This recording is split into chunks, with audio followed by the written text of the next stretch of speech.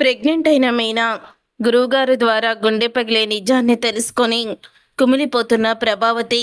అసలు ఇదంతా ఎలా జరగబోతుంది? నిజంగానే మీనా ప్రెగ్నెంట్ అయ్యిందా?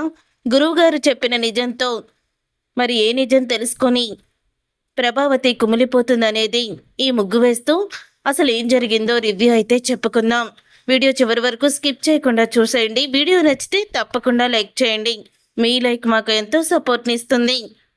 రోహిణి ఇంటికి వచ్చిన తర్వాత మళ్ళీ ప్రభావతి రోహిణి మీద ఉన్న కోపంతో కొడుతూ ఉంటుంది. అప్పుడే మనోజు ఇలా చెప్తూ ఉంటాడు, రోహిణి గురించి నాకు ముందే తెలుసు. మాణిక్యం వీళ్ళ మేనమావ కాదని, తను కోటీశ్వరాలు కాదని నాకు ముందే చెప్పింది అంటూ అబద్ధం చెప్తాడు. మరి నీకు అన్నీ తెలిసిన వాడివి ఆ రోజు నీ భార్యని బయటికి గెంటేస్తూ ఉంటే ఎందుకు నువ్వు అలా మౌనంగా ఉన్నావు?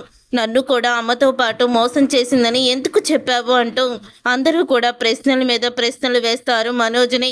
నాకు తెలిసి వీడు తన భార్యని కాపాడడానికి ఇలా నిందలు వేస్తూ తన మీదే నింద వేసుకుంటున్నట్టున్నాడు అని చెప్తూ ఉంటే అప్పుడు ఇక ప్రభావతి కోపంగా మనోజ్ని కొడుతుంది.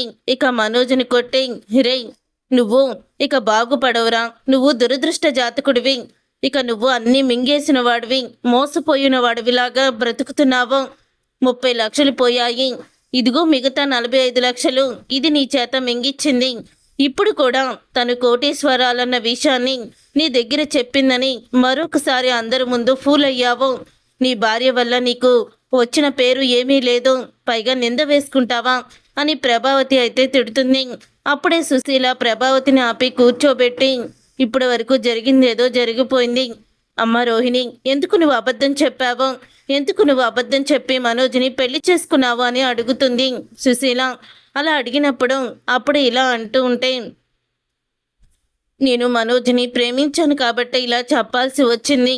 నిజంగానే మేము చిన్నప్పుడు మలేషియాలో ఉండేవాళ్ళము. మా నాన్న ఫుల్గా తాగేసి మా అమ్మని నన్ను కొట్టేవాడు. మేము తర్వాత ఇండియా వచ్చేసాము. ఆ తర్వాత మా అమ్మ మా నాన్న దగ్గరికి వెళ్ళాలని ప్రయత్నించిన మా నాన్న వేరే పెళ్లి చేసుకొని మా అమ్మని వదిలేశాడు. ఆ బెంగతో మా అమ్మ కూడా చనిపోయిందంటూ మరొక స్టోరీని అయితే అల్లుతుంది రోహిణి. బాలు అప్పటికి చెప్తూనే ఉంటాడు, ఇదేదో మరొక స్టోరీలా ఉంది, మరొక స్టోరీని అల్లుతున్నట్టుంది అని అంటూ ఉంటాడు బాలు. అలాగే సుశీల నువ్వు ఆగరా అని అంటూ ఉంటుంది సుశీల. అవునండి, మీకంతా అనుమానమే. తను ఇప్పుడు ఎందుకు అబద్ధం చెప్తుంది? అందులోనూ తన గురించి అన్నీ తెలిసిపోయాక కూడా అబద్ధం చెప్పాల్సిన అవసరం తనకి లేదు కదా అని చెప్తూ ఉంటుంది మీనా. అలా చెప్పిన తర్వాత అప్పుడు ఇక చెప్తూ ఉంటాడు, ఇలా బాలు ఏమో మళ్ళీ ఏ కథ అల్లుతుందో అని అంటూ ఉంటే, తర్వాత పార్లర్లు పెట్టుకొని ఎలాగైనా డబ్బు సంపాదించి నా భర్తకి అండగా నిలబడదాం అనుకున్నాను. అప్పటికే మనోజ్కి జాబు లేదని తెలిసింది. అత్తయ్య చేతే పార్లర్లు పెట్టించుకున్నాను అని అంటూ ఉంటే అప్పుడు ఇక అడుగుతూ ఉంటాడు రవి, ఆ రోజు నువ్వు పార్లర్లు పెట్టించుకున్నావు, అంతా బాగానే ఉంది. మరి ఇల్లు తాకట్టు పెట్టిన ఈ డబ్బులు ఇంటిని విడిపించడానికి నువ్వు తీసుకొచ్చిన ఆ 18 లక్షలు ఎక్కడి నుంచి వచ్చాయి వదినా? నువ్వు కోటీశ్వరాలువి కాదు కదా. అప్పటికప్పుడు 18 లక్షలు తీసుకువచ్చి అందరి ముందు నోట్ల కట్టలు పోసావు కదా అని అడుగుతూ ఉంటాడు రవి. ఆ మాటలు విని అప్పుడే ఇక రోహిణి మౌనంగా ఉంటుంది. చెప్పవే, నిండా మునిగాక మాకెందుకు సలి? ఇవి చెప్పు, నువ్వు చెప్పే కథలు వింటూ ఉంటాము. ఆ రోజు నువ్వు తీసుకొచ్చిన డబ్బు ఎక్కడి నుంచి వచ్చింది అని అడుగుతూ ఉంటే, నేను ఆ డబ్బు ఎక్కడి నుంచి తీసుకొచ్చానంటే పార్లర్ని అమ్మేశాను అని నిజాన్ని బయట పెట్టేస్తుంది రోహిణి. ఆ మాట విని ఒక్కసారి ప్రభావతి అందరూ కూడా షాక్ అయిపోతూ ఉంటారు.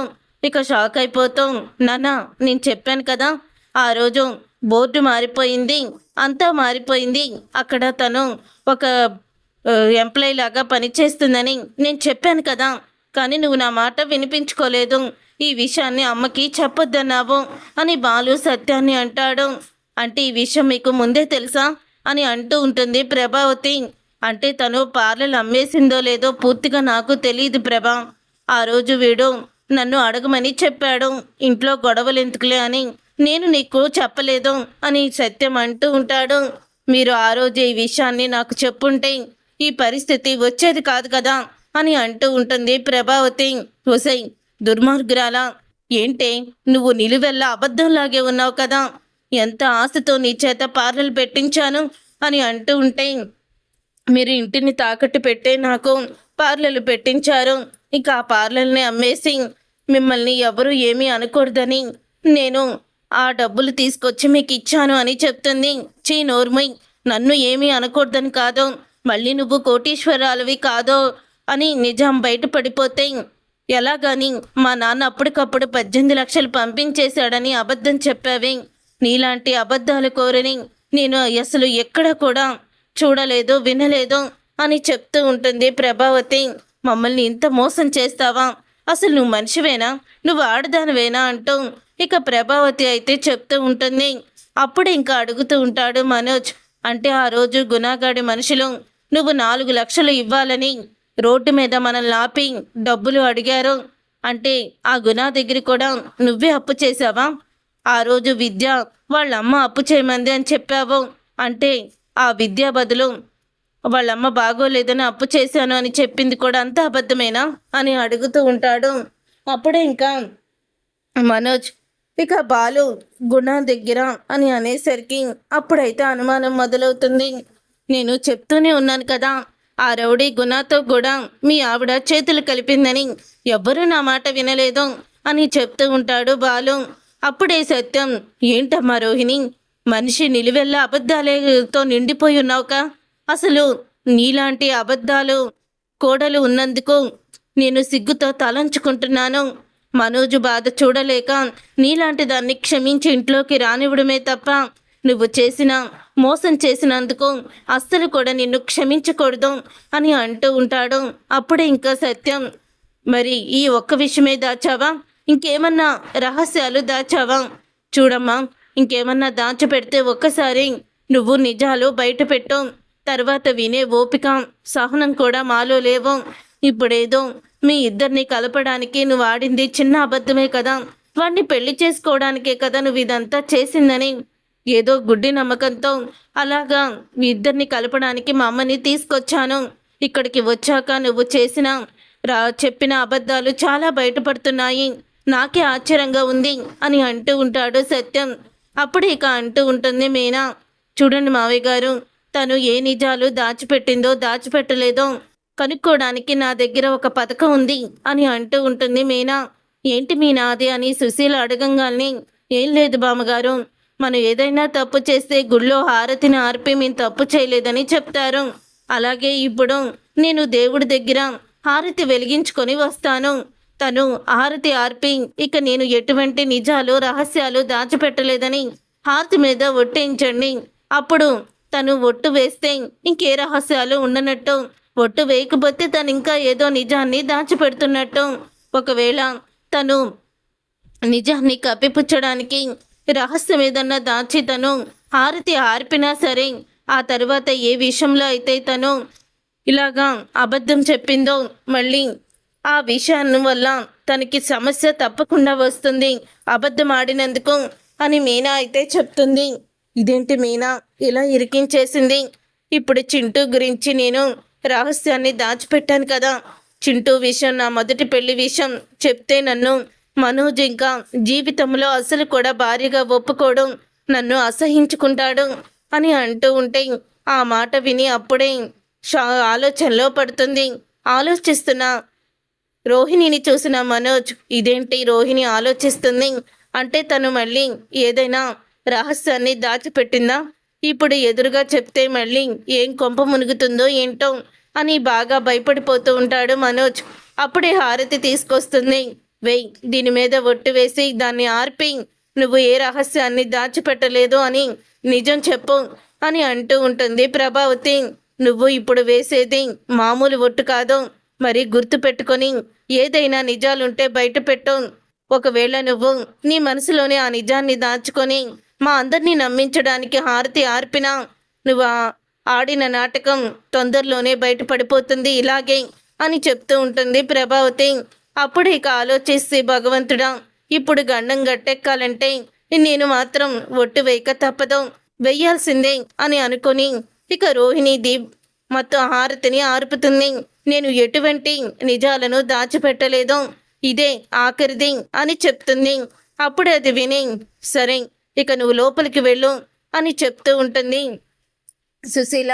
అలా చెప్పిన తర్వాత మనోజు నువ్వు కూడా వెళ్ళు అని ఇద్దరిని కూడా పంపిస్తారు.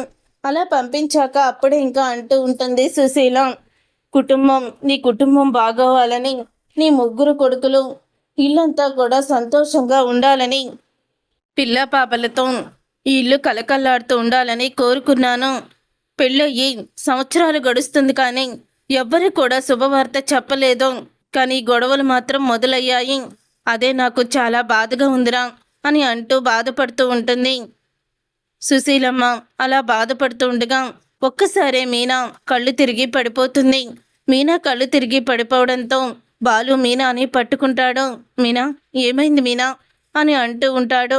సుశీలమ్మ ముందే కళ్ళు తిరిగి పడిపోయిన మీనాని చూసి అందరూ కూడా కంగారు పడిపోతారు. అప్పుడు ఇక సుశీల అయితే ఇలా అంటూ ఉంటుంది, అమ్మ మీనా ఏమైందమ్మా అని చెయ్యి పట్టుకొని చూస్తుంది, నాడి పట్టుకొని. యురై, ఇప్పుడే కదరా నేను బాధపడ్డాను, ఆ దేవుడు నా మొర ఆలకించినట్టున్నాడు, మీనా తల్లి కాబోతుంది అని అంటూ ఉంటే ఒక్కసారే షాక్ అయిపోతూ ఉంటుంది ప్రభావతి. మీనా తల్లి కాబోతుందా అని స్టన్ అయిపోతూ ఉంటుంది. ఇదేంటి నాకు దెబ్బ మీద దెబ్బలు ఇలా తగులుతున్నాయి, అసలు నా జాతకమే బాగుందా లేదో, నాకు అన్నీ ఎదురు దెబ్బలే తగులుతున్నాయి. ఏదైతే జరగకూడదు అనుకున్నానో అదే జరిగింది. ఈ మీనా ప్రెగ్నెంట్ అయ్యింది. ఇక ఈ పెద్ద ఆవిడ ఎందుకు ఊరుకుంటుంది, మీనాని నెత్తిన పెట్టుకుంటుంది అని అనుకుంటూ ఉంటుంది. అప్పుడే ప్రభావతి మీనా అంటూ బాలు మీనాని కౌగిలించుకొని చాలా హ్యాపీగా ఫీల్ అవుతాడు. ఎన్నో రోజుల నుంచి ఎదురు చూస్తున్న మా కళని నెరవేర్చావమ్మా అని సత్యం కూడా అంటూ ఉంటాడు. ఇక సత్యం కూడా అలా అన్న తర్వాత అప్పుడే ఇంకా అంటూ ఉంటుంది ప్రభావతి, మీరు చెయ్యి పట్టుకుంటే తెలిసిపోతుందా అత్తయ్య అని అంటూ ఉంటే అప్పుడే ఇక అంటూ ఉంటాడు సత్యం, నీకేమన్నా మతిపోయిందా, గుర్తులేదా, ఎవరైనా కొత్తగా పెళ్ళైన వాళ్ళు వాంతులు అవుతున్నా, కళ్ళు తిరిగి పడిపోతున్నా మా అమ్మ దగ్గరికే వచ్చేవాళ్ళు. నాడి చూసి మా అమ్మ చెప్పేసేది కూడా. అప్పుడు వాళ్ళు కడుపుతో ఉండి పన్నంటి బిడ్డను కూడా కనేవాళ్ళు. ఏంటి అలా మాట్లాడుతున్నావు అని అంటూ ఉంటే పాపం అమ్మ ఆశ్చర్యపోయింది నాన్న. అమ్మకి మీనా ప్రెగ్నెంట్ అయ్యేసరికి అసలు ఏం తోచక అలా అడుగుతుందిలే అని చెప్తూ ఉంటాడు బాలు. మీనా, నువ్వు మాత్రం ఈ రోజు నుంచి ఎటువంటి పనులు చెయ్యకూడదు, నువ్వు రెస్ట్ తీసుకోవాలి అని అంటూ ఉంటాడు. రేయ్, ఏంట్రా ప్రపంచంలో నీ భార్య ఒకతే ప్రెగ్నెంట్ అయినట్టు పనేమీ చెయ్యొద్దు, రెస్ట్ తీసుకోవాలని చెప్తున్నావు, అది మామూలుగానే పనిచేయడానికి బద్ధకం, ఇప్పుడు మళ్ళీ ప్రెగ్నెంట్ జాగ్రత్తగా ఉండంటే మొత్తానికి అదేం చేస్తుందో తెలుసా అని అంటూ ఉంటుంది ప్రభావతి. నీకేమన్నా మర్చిపోయిందా ప్రభా, అలా మాట్లాడతావేంటి, ఇప్పుడు కడుపులు ఎలా ఉన్నాయి, ఆరోగ్యంగా ఉండాలి, కడుపులో ఉన్న బిడ్డ కూడా ఆరోగ్యంగా ఉండాలి, అందుకని వాళ్ళు రెస్ట్ తీసుకోవాలి అని చెప్తూ ఉంటుంది సుశీల. నేను కూడా ఒక 4 రోజులు ఇక్కడే ఉండి అప్పుడు వెళ్తానులేమ్మా, నీకు అన్ని జాగ్రత్తలు చెప్పి వెళ్తాను సరేనా అని సుశీల అయితే చెప్తుంది. అయిపోయింది, అంతా అయిపోయింది అంటూ ఇక విసుక్కుంటూ ఉంటుంది ప్రభావతి. రూమ్లోకి వెళ్ళాక అప్పుడు ఇక మనోజ్ మౌనంగా కూర్చొని ఉంటాడు. థ్యాంక్స్ మనోజ్, నువ్వు ఇలా నింద వేసుకుంటావని అనుకోలేదు అని అంటూ పక్కనే కూర్చొని బ్రతిమలాడుతుంది మనోజ్ని.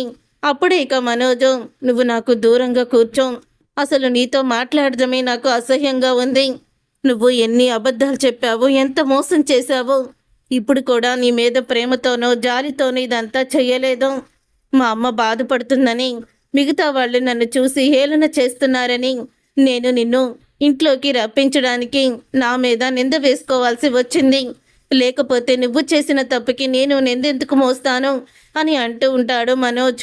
మనోజ్ అన్న మాటలకి అప్పుడే ఇక చెప్తూ ఉంటుంది రోహిణి, అది కాదు మనోజ్, నీతో చెప్పాలని చాలాసార్లు ప్రయత్నించాను కానీ కుదరలేదు అని అంటూ ఉంటే నాకు ఇకే అబద్ధాలు చెప్పకు రోహిణి, నిన్ను చూస్తుంటేనే నిలువెల్ల అబద్ధమని నాకు అనిపిస్తుంది, ఇలాంటి దాన్న నేను భార్యగా చేసుకుందని నా మీద నాకే అసహ్యం వేస్తుంది. చూడు, నలుగురు మధ్య మాత్రమే మనం భార్యాభర్తలం, 4 గోడల మధ్య నువ్వెవరో నేనెవరో, నువ్వు నాకు పరాయిదానివే, నిన్ను ఎప్పటికీ కూడా నేను క్షమించను అని అంటూ ఉంటే అప్పుడే ఇక ప్రభావతి వాళ్ళ డోర్ కొడుతుంది. ప్రభావతి డోర్ కొట్టి లోపలికి వస్తుంది. ఇంతలో ఎందుకురా ఇలా చేశావు, నీ మీద ఎందుకు నింద వేసుకున్నావు అని అడుగుతూ ఉంటే, నేనేమీ నింద వేసుకోలేదమ్మా అని అంటూ ఉంటాడు. నాకు తెలుసురా, ఇంట్లో వాళ్ళు హేళన చేస్తారని, మళ్ళీ ఈ అమ్మగారు ఇంట్లో లేకపోతే అందరూ నిన్ను చులకనగా చూస్తారని నువ్వు భయపడి నీ మీద నింద వేసుకున్నావని తెలుసు. కానీ ఇలాంటి దాన్ని క్షమించకూడదురా, క్షమించకూడదు. మన ఇంటికి శనిలా దాపరించింది అని తిడుతూ ఉంటుంది. అప్పుడే ఇక ప్రభావతి, అత్తయ్య ఛీ నోర్ముయ్, చక్కగా సంసారం చేసుకొని తల్లికా అని చెప్తే, లేదు అది కూడా నువ్వు చెయ్యలేదు. పార్లర్లు అమ్మేసి అక్కడ పని చేస్తూ ఏదో పెద్ద దేశాన్ని ఉద్ధరించిన దానిలాగా హ్యాండ్ బ్యాగ్ ఒకటి తగిలించుకొని వెళ్ళేదానివి. ఇప్పుడు చూడు, ఆ మీనా ప్రెగ్నెంట్ అయ్యింది. మా అత్తగారి ఆస్తి కూడా ఆ మీనాకే దక్కుతుంది అని చెప్తూ ఉంటుంది. అప్పుడే ఇక ప్రభావతి రోహిణితో, ఇలాంటి దాన్ని అస్సలు కూడా క్షమించకూడదు, క్షమించి దీన్ని అస్సలు కూడా బ్రతకనివ్వకూడదు, దీన్ని చంపేయాలి అన్నంత కోపం వస్తుంది ప్రభావతికి. సరేలేమ్మా, అయిపోయిందేదో అయిపోయింది కదా, నువ్వు బాధపడకు అని మనోజ్ అయితే ప్రభావతికి సర్ది చెప్తాడు. తర్వాత ఇక ప్రభావతి కామాక్షికి ఫోన్ చేసి, అసలు రోజు ఏమీ బాగోలేదు కామాక్షి, ఒక్కసారి గురువుగారిని కలవడానికి వెళ్దాము అని కామాక్షితో పాటు ప్రభావతి గురువుగారి దగ్గరికి అయితే వెళ్తుంది. వెళ్ళిన తర్వాత, గురువుగారు, మా గురించి మీకు తెలియని విషయాలు ఏమీ లేవు, ఇంట్లో అస్సలు కూడా ప్రశాంతత ఉండలేదు. కోటీశ్వర్లు ఇంటికి అల్లుడయ్యి జీవితాన్ని ఎంతో సంతోషంగా మలుచుకున్నాడు. ఇక వాడి జీవితంలో డబ్బుకి ఎటువంటి లోటు ఉండదని ఎంతో సంబరపడ్డాను. కానీ ఇంటికి వచ్చిన ఆ కోటీశ్వరాలు కోడలు ఇప్పుడు పేదింటి నుంచి వచ్చిన కోడలు అయిపోయింది. వరుసగా దెబ్బ మీద దెబ్బ. నాకు మనశ్శాంతి లేకుండా పోతుంది. నా పెద్ద కొడుకు కూడా మనశ్శాంతి ఉండడం లేదు. ఏం చెయ్యాలో కూడా అర్థం కావడం లేదు. ఏదోటి పరిష్కారం చూపించండి అని అంటూ ఉంటే, అప్పుడే నీ సమస్యలు తీరే రోజు వస్తుందమ్మా. ముందుగా ఏ సమస్యతో అయితే సమస్య మొదలైందో ఆ సమస్య దగ్గర నుంచి నీకు సమస్య అనేది పోతుంది. అంటే నీ పెద్ద కొడుకు చనిపోయాడు, మళ్ళీ నీ పెద్ద కొడుకు నీ దగ్గరికి రాబోతున్నాడు అని చెప్తూ ఉంటాడు. ఆ మాట విని, ఏంటి గురువుగారు మీరు చెప్పేది అని అడుగుతూ ఉంటుంది ప్రభావతి. అవునమ్మా, నీ చెప్పేది నిజం. ఇప్పుడు నీ రెండో కోడలు తను కడుపుతో ఉంది, గర్భవతి కదా అని అంటూ ఉంటే, అవును గురువుగారు, ఇప్పుడు తన కడుపులో మీ చనిపోయిన మీ కొడుకు మళ్ళీ మీ దగ్గరికి రావడానికి ఆశ సరిపోక మళ్ళీ జన్మిస్తున్నాడు. కాబట్టి మీరు ఈసారి నుంచి తనని జాగ్రత్తగా చూసుకోండి అని చెప్తూ ఉంటాడు గురువుగారు. ఆ మాట విని ప్రభావతి అయితే, అదేంటి గురువుగారు, అసలు వాడు చావుకు కారణం ఆ బాలుగాడే, వాడు కడుపున నా కొడుకు పుట్టడం ఏంటి అని అంటూ ఉంటే, విధిరాత ఎవరు తప్పించలేరమ్మా, నువ్వు అపోహలో ఉన్నావు. నీ పెద్ద కొడుకు చావుకి కారణం ఎట్టి పరిస్థితుల్లోనూ నీ రెండో కొడుకు కాదు. దీని వెనకాల బలమైన రహస్యం ఉంది. ఆ రహస్యం నీకు మరికొన్ని రోజుల్లోనే తెలుస్తుంది. తెలిసిన రోజు అమ్మ విషయంలో, అమ్మ ప్రేమ విషయంలో, ఒక కొడుకు తల్లిని ప్రేమించే విషయంలో ఎంత పెద్ద తప్పు చేశానని నువ్వు కుమిలిపోయే రోజు వస్తుంది. ఖచ్చితంగా మీ కోడలు కడుపున మాత్రం నీ చనిపోయిన పెద్ద కొడుకే పుడతాడు. కాబట్టి నువ్వు కొంచెం నీ కోడల్ని కూడా జాగ్రత్తగా ఉండమని చెప్పు అని అంటూ ప్రభావతితో కూడా చెప్తాడు. అప్పుడే ఇక ప్రభావతి ఇంటికైతే వస్తుంది. ఇంటికి వచ్చిన తర్వాత ఇక ప్రభావతి మీనా వంటగదిలో వంట చేస్తూ ఉంటే, అప్పుడే ఇంకా కిందకి దిగొస్తుంది రోహిణి. మీనా, నువ్వు బయటికి రా అని అంటూ ఉంటే, ఏమైంది అత్తయ్య, కాఫీ ఏమన్నా తెమ్మంటారా? ఏమీ అవసరం లేదు, ఇదిగో ఈరోజు నుంచి పార్లర్లు అమ్మేసింది కదా, ఇది వంట చేస్తుంది. వెళ్ళు, పార్లర్లు అమ్మేసిన దానా, లక్షలు మింగేసిన దానా అంటూ అబద్ధాలు కోరు అంటూ రకరకాల పేర్లు పెట్టేస్తుంది. అత్తయ్య అని అంటూ ఉంటే, అత్తయ్యనే మాట్లాడుతున్నాను, వెళ్ళు. మీనా పక్కన నిలబడుతుంది. మీనా చెప్పినట్టు వంట చెయ్యి, ఈ రోజు నుంచి నీకు అదే గతి అంటూ షాక్ ఇస్తుంది ప్రభావతి. అప్పుడు ఇక మీనా అయితే మొత్తం దగ్గరుండి చేస్తుండగా, ఇక నా వల్ల కాదు, నేను లోపలికి వెళ్ళిపోతానని లోపలికి వెళ్ళిపోబోతుంది రోహిణి. అప్పుడే ప్రభావతి రావడంతో మళ్ళీ వంటగదిలోకి వస్తుంది. అమ్మో, అత్తయ్య గారు వస్తున్నారు, నా వల్ల కాదు అని ఒక్క నిమిషం నువ్వు చెప్పొద్దే అని భయపడిపోతూ ఉంటుంది రోహిణి. చూసారుగా ఫ్రెండ్స్, రాబోయే కథలో ఖచ్చితంగా ఇలాగే జరగబోతుంది. మరి ఇలాగే జరగాలని మీరైతే కోరుకుంటున్నారా?